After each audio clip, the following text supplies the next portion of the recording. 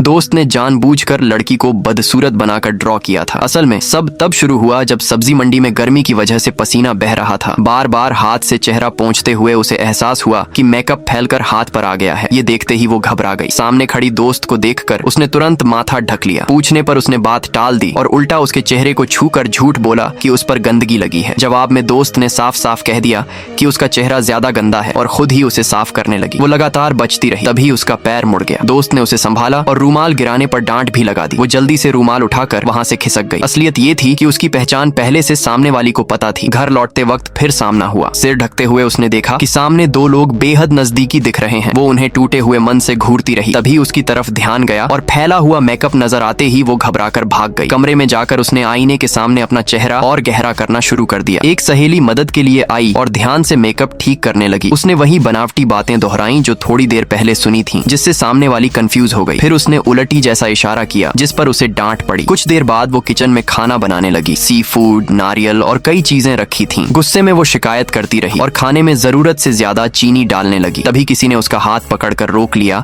और ताना मारते हुए कहा कि मिठास तो पहले ही काफी है। डिनर तैयार हुआ तो तारीफें मिली। एक तरफ प्लेटें भरी जा रही थीं, दूसरी तरफ वो सब कुछ नापसंदगी से देख रही थी। तभी दरवाजे पर दो औरतें आ गईं। पता चला कि वो कर्ज वसूलने आई थीं, लेकिन घर पहले ही चुका दिया गया था। खाने की खुशबू से वो खुद को रोक नहीं पाई। एक कौर लिया और फिर खाना पैक करने लगी। सब कुछ देखते हुए घर में एक अजीब सी खामोशी छा गई।